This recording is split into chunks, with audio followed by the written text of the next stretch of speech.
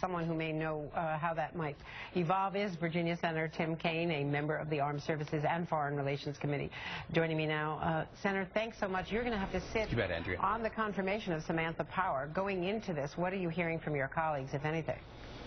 Well, it's still pretty early. I mean, the first discussion was about Susan Rice, and I applaud that move. I think that Susan has served the president well as ambassador to the UN, and she'll do a good job in the national security post. Haven't yet really heard too much discussion about Samantha Power. I mean, I think she's well known here. Her advocacy on behalf of human rights, her passionate nature in speaking out against genocide is something that's well known on the Hill.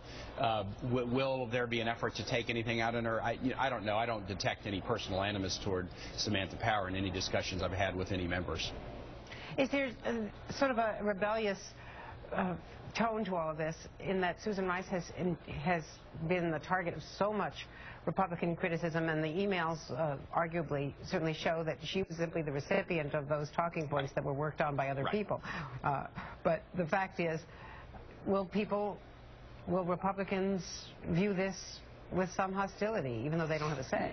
You know, Andrea, I mean, in all the discussion here about Benghazi, and we've had hearings on Benghazi both in armed services and foreign relations, so I've kind of seen it from a couple of different angles since coming in January.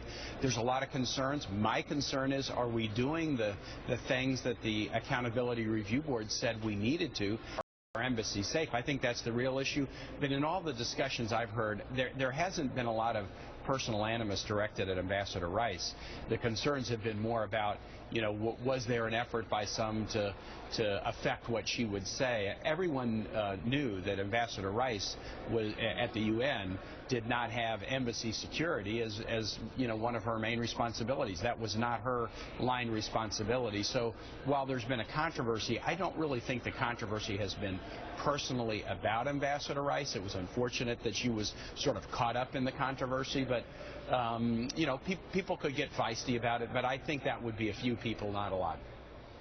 And let me ask you about the sexual assaults in the military issue, because we had the testimony yesterday in committee with that lineup of almost all male commanders, many of them esteemed generals whom we've all admired in other fields, but all under fire from the committee and largely the women of the Senate. Yeah.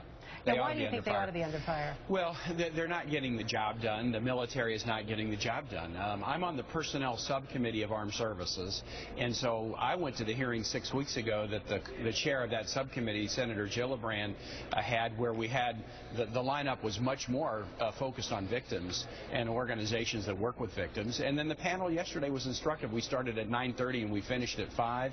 It was grueling testimony from 18 witnesses, but it is clear that the military today is not getting the job done, either to create a culture where sexual misconduct is not tolerated, and secondly, they have to create a culture where people can feel free to report without being retaliated against. And it's the retaliation and reporting that I think is the real key to this. And so I've signed on to co-sponsor a number of initiatives that are dealing with that issue to try to make sure that individuals can come forward, get advice about what their options are, come forward in a restricted way, a confidential way if they need to, so that we can start to tackle it. If we can't tackle the retaliation and make people feel comfortable, we'll never tackle this problem.